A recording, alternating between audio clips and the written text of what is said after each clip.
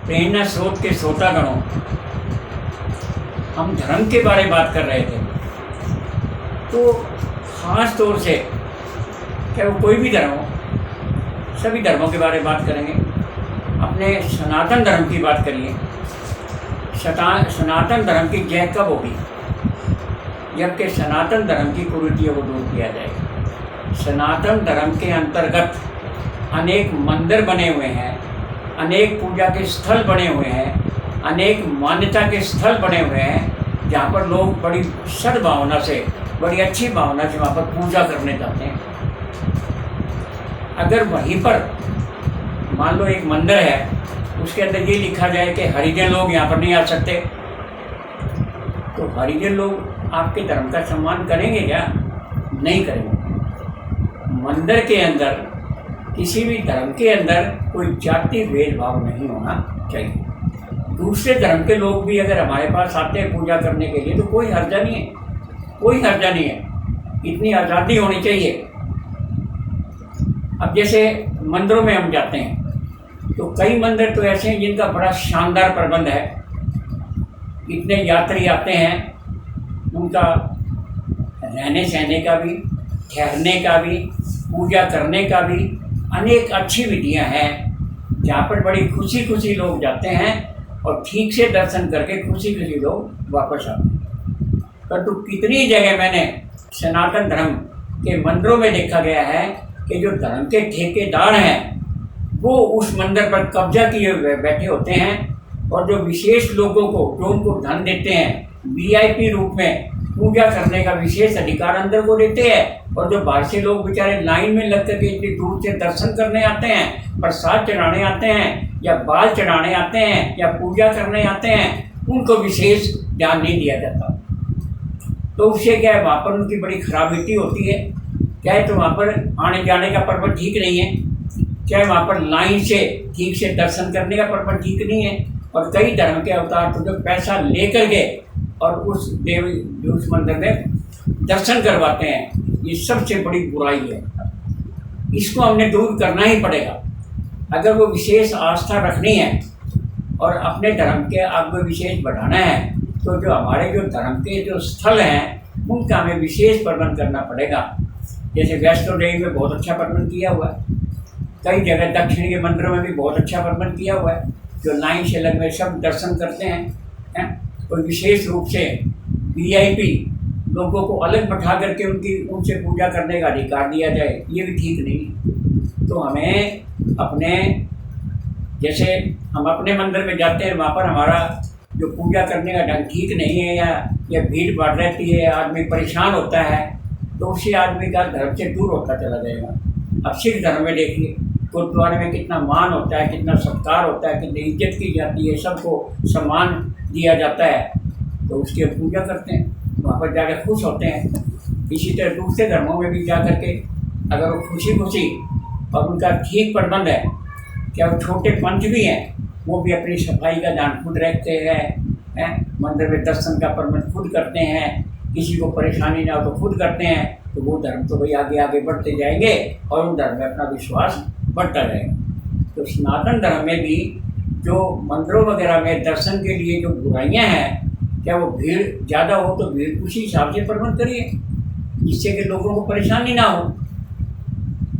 तो उसके लिए हमें कंट्रोल करना पड़ेगा, तो अपने धर्म स्थलों को सुधारना पड़ेगा, तब जा करके उसका सम्मान बढ़ेगा। वरना सनातन धर्म में भी, मैं एक धर्म की बात नहीं कर रहा हूँ, किसी भी धर्म में अगर बुराइयाँ आती जाएंगी तो उस धर्म से लोग दूर करते जाएंगे। और उसमें धर्म में ऐसे गुण होने चाहिए कि जो कि हमें अच्छे लगे, जो कि हमें अच्छे लगे और परमात्मा तक पहुँचाएँ। अच्छाई, क्योंकि अच्छाई ही धर्म का विशेष गुण है। तो कोई भी धर्म हमें गलत रास्ता नहीं बताता, और जो गलत रास्ता बताता है वो धर्म हो ही नहीं सकता। इसलिए जिस धर्म ने तरक्की करनी है, उस धर्म के आस्था और विश्वास जगाने के लिए, आस्था और विश्वास रखने के लिए जो पूजा स्थल है, उसके अंदर हमें बड़ा भारी ध्यान रखना पड़ेगा। किसी की आप आलोचना मत करिए, दूसरे धर्म की आलोचना मत करिए। आप अपनी, जैसे कबीरपंथी में कुछ और धर्मों की कई गुरुओं ने आलोचना की, तो किसी भी गुरु का अधिकार नहीं है कि वो दूसरे धर्म की आलोचना करे। अपने धर्म की तो बड़ाई कर सकता है, वो कोई बात नहीं, पर कोई झूठी बड़ाई नहीं। अगर आपके धर्म में आपके अच्छे गुण होंगे तो लोग आपके धर्म को अपने आप ही ना अपना लेंगे। अरे सोना तो गंदगी जगह ही पड़ा होगा तो भी हम सोने को अपना लेते हैं, तो सोना तो सोना ही है, उसके गुण है। इसी तरह अनेक धर्म के अंदर अगर बुरे व्यक्ति के पास भी वो धर्म है या बुरे व्यक्ति के पास भी कोई अच्छाई है तो वो अच्छाई हमें ग्रहण करने लेनी चाहिए, क्या बुरा है उसके अंदर। और अगर अच्छे व्यक्ति में भी बुराई है, क्या कितना बड़ा आदमी क्यों ना हो, तो उसको ग्रहण मत करो, उसका अस्वीकार कर दो। इस प्रकार से जो मैंने बातें बताई हैं, आज ये दोनों बातें इसीलिए बताई हैं कि भाई धर्म के अंदर भी गुणवत्ता होनी चाहिए। अगर गुण होगा तो व्यक्ति की पूजा होगी और गुण होगा तो धर्म की पूजा होगी। अगर गुण नहीं होगा तो ना व्यक्ति की पूजा होगी ना धर्म की पूजा होगी। इसलिए अपने अंदर वो गुण पैदा करो जिससे लोग पूजा करें। क्या गुण पैदा करो? अरे तुम दान देते हो, सोचने की बात है? तुमने दान, भूखे को तो खाना खिलाया ही नहीं, प्यासे को तो पानी पिलाया ही नहीं, जहाँ पर जरूरत थी, जहाँ पर प्यासे थे वहाँ पर तो पानी पिलाया ही नहीं, और जहाँ पर भूखे थे वहाँ पर गरीब भी थी वहाँ पर तो रोटी बंटवाई ही नहीं है। तो ऐसे दान देने का क्या फ़ायदा है? दान वहीं दो जहाँ पर प्यास हो तो वहाँ पर पानी का दान दो, जहाँ पर भूख हो वहाँ पर रोटी का दान दो, समझे ना। और विद्या का अगर हो तो विद्या का दान दो, विद्या का दान सबसे ऊंचा दान बताया गया है। तो दान वहीं दो जहाँ पर दान की आवश्यकता हो, उसी दान की जरूरत होती है। अगर एक व्यक्ति मंदिर में अच्छा प्यासा बैठे, खूब सब कुछ उसको मिला हुआ है, उसको दान देने का क्या फायदा है? अरे मंदिर के अंदर तो 36 तरह के प्रसाद रखे हैं और मंदिर के बाहर जो है भिखारी भीख मांग रहे हैं, कितने शर्म की बात है। अरे उन भिखारियों को मंदिर में जो दान पुण्य आता है उसमें से सब गरीबों की सहायता करो। तो इस प्रकार जो मैंने बातें बताई, इसमें किसी के नाराज होने की जरूरत नहीं है। मैंने जो बातें बताई है ना किसी के खिलाफ है और ना किसी के मतलब फेवर में है। मैं तो एक ही बात बताई है कि अच्छे कर्म करेगा बंदे अच्छा ही फल पाएगा।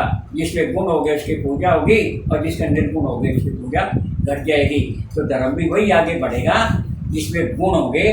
और जो हमारे जो पूजा स्थल है वो जो है उनमें सुधार किया जाए, तभी उन पूजा घरों में विश्वास बनेगा।